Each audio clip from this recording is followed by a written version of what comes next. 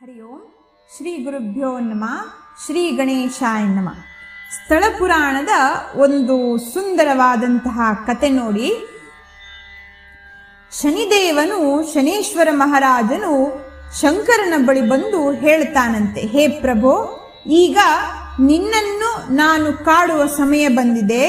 ಮುಂದಿನ 3.5 ಗಂಟೆಗಳ ಕಾಲ ನಾನು ನಿನಗೆ ಬಂದು ತೊಂದರೆಯನ್ನುಂಟು ಮಾಡಬೇಕು, ಅದು ವಿಧಿ ಎಂಬುದಾಗಿ ಹೇಳಿದಾಗ ಶಂಕರನು, ನೀನು ಬಂದು ನನ್ನನ್ನು ತೊಂದರೆ ಇಡುವೆಯಾ ಅಂತ ಕೇಳಿದಾಗ ಶನೀಶ್ವರನು ಹೇಳಿದನಂತೆ, ಪ್ರಭೋ, ವಿಧಿಯನ್ನು ದಾಟಿ ಯಾರಿಗೂ ಸಹಾಯವನ್ನು ಮಾಡಬಾರದೆಂಬುದಾಗಿ ಆ ನಿಯಮಗಳನ್ನು ಹಾಕಿರ್ತಕ್ಕಂಥವನೇ ನೀನು. ಆದ್ದರಿಂದ ಈಗ ನಾನು ಈ ನಿಯಮಗಳನ್ನು ಪಾಲನೆ ಮಾಡಲೇಬೇಕು ಎಂಬುದಾಗಿ ಹೇಳಿದಾಗ ಶಂಕರನು ಒಪ್ಪಿದ.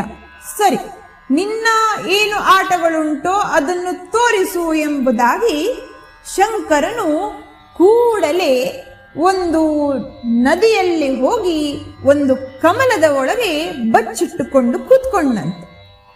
ಕಾರಣ, ಶನೀಶ್ವರ ಮಹಾರಾಜನಿಗೆ ನೀರು ಎಂದರೆ ಭಯ. ಆ ಭಯದಿಂದ ಶನೀಶ್ವರ ಮಹಾರಾಜನು ಇಲ್ಲಿ ಹುಡುಕಿಕೊಂಡು ಬರಲು ಸಾಧ್ಯ ಆಗೋದಿಲ್ಲವೆಂಬುದಾಗಿ ಶಂಕರನು ಕಮಲದ ಒಳಗೆ ಹೋಗಿ ಕೂತ್ಕೊಂಡ. ಶನೀಶ್ವರ ಮಹಾರಾಜನು ಆ ನೀರಿನೊಳಗೆ ಹೋಗದೆ ದೂರದಲ್ಲಿ ದಡದಲ್ಲಿ ನಿಂತು ಕಾಯ್ತಿದ್ನಂತೆ. ಶಂಕರನು ಹೊರಬಂದ ಕ್ಷಣ ತಾನು ಹಿಡಿಬೇಕು 3.5 ಗಂಟೆಗಳ ಕಾಲ, ಈಗ ಉಳಿದಿರ ಮುಂದಿನ ಸಮಯ ಎಂಬುದಾಗಿ. ಆ ಕಮಲದಿಂದ ಕೂತಿರ್ತಕ್ಕಂಥ ಶಂಕರನು ಶನೀಶ್ವರನನ್ನು ನೋಡಿ, ಮಹಾರಾಜರನ್ನು ನೋಡಿ, ನೋಡು, ನೀನು ನನಗೆ ಹಿಂಸಿಸಲು ಈಗ ಸಾಧ್ಯವಿಲ್ಲ ಅಂದಾಗ ಶನೀಶ್ವರ ಮಹಾರಾಜನು ಒಂದು ಉತ್ತರವನ್ನು ಕೊಡ್ತಾನೆ, ಹೇ ಪ್ರಭೋ, ನನ್ನನ್ನು ಹೆದರಿ 3.5 ಗಂಟೆಗಳ ಕಾಲ ನೀವೇ ನಿಮ್ಮನ್ನು ಹಿಂಸಿಸ್ತಿದ್ದೀರಿ, ಆದ್ದರಿಂದ ನೀವು ಆ ಕಮಲದ ಒಳಗೆ ಹೋಗಿ ಕೂತಿದ್ದೀರಿ ಎಂದಾಗ ಶಂಕರನಿಗೆ ನಿಜ ಎನಿಸ್ತಂತೆ. ತಾವು ಹಾಕಿದ ನಿಯಮವನ್ನ ನಾವೂ ಕೂಡ ಅದನ್ನು ಮೀರಿ ಹೋಗ್ಲಿಕ್ಕೆ ಸಾಧ್ಯವಿಲ್ಲ ಎಂಬುದಾಗಿ.